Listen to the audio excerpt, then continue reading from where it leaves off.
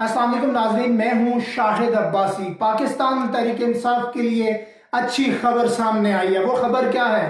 काजी फाइज ईसा साहब के बारे में जो एक्सटेंशन का मामला था वो तकरीबन मुकम्मल तौर पर रोक दिया गया है। जो कानून साजी थी उसे रोक दिया गया है, जिसका पाकिस्तान तहरीक इंसाफ को क्या फ़ायदा होगा। अब क्योंकि जस्टिस मंसूर अली खान साहब का जो नया ऑर्डर होगा वो बतौर चीफ जस्टिस सामने आएंगे। बतौर चीफ जस्टिस सामने आने के बाद उनके जो क्या पेशरफ्त होगी सियासी तौर पर, इस चीज़ का क्या फ़ायदा होगा, इस सारी चीज़ को हम इस वीलॉग के अंदर डिस्कस करेंगे। दूसरी तरफ अगर देखा जाए तो मियां नवाज शरीफ साहब लंदन से जब आए थे तो एक बाकायदा डील के तहत आए थे और काजी फाइज ईसा साहब ही उस वक्त चीफ जस्टिस ऑफ पाकिस्तान थे और उनकी गठजोड़ के साथ ये मामला हुआ था। लेकिन जब जस्टिस मंसूर अली शाह साहब के बारे में कहा यह जाता है कि ये बड़े अपराइट आदमी हैं और बड़े जस्टिस की बात करते हैं, जब मंसूर अली शाह साहब जब अपना चार्ज लेंगे तो उसके बाद वो जिस तरीके से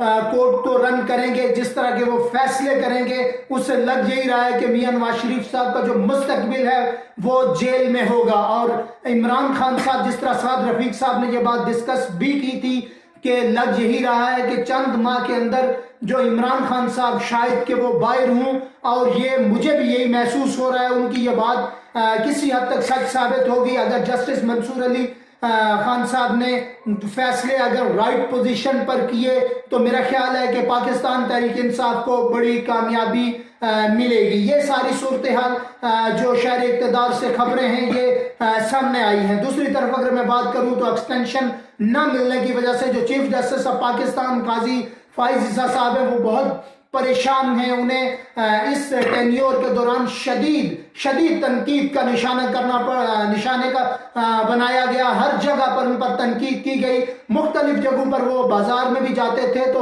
लोग उनके ऊपर जुमले कसते थे। लेकिन अब जो सूरत हाल है वो यकसर मुख्तलिफ है। काजी साहब के जाने के बाद जो भी अदालती निज़ाम होगा, सिस्टम होगा, वो सारा एक सिनेरियो तब्दील हो जाएगा, जिससे पाकिस्तान तहरीक इंसाफ को जो रास्ता है वो हमवार हो जाएगा। सियासी तौर पर इतने बड़े ऑब्स्टिकल लगे, बैट छीना गया, पाकिस्तान तहरीक इंसाफ को इलेक्शन से आउट किया गया। ये सारा जो मामला था ये काजी फाइज ईसा साहब की वजह से, उन्हीं की मरूने मिन्नत था और ये मामला उन्होंने किया था। लेकिन अब देखना यह है कि अगले आने वाले दिनों में क्या सूरत हाल पैदा होती है और ये सारे मामला किस तरह से हल होते हैं और किस तरह से ये एक जो डेडलॉक पाकिस्तान तहरीक इंसाफ और सुप्रीम कोर्ट ऑफ पाकिस्तान के दरमियान पैदा हुआ था, जिस पर पीटीआई के जितने भी रहनुमा हैं वो कहते थे कि अदालतें इंसाफ नहीं करती, उनको जस्टिस नहीं मिल रहा। अब शायद के मंसूर अली शाह साहब के आने के बाद पाकिस्तान तहरीक इंसाफ के ये जो गिले शिकवे हैं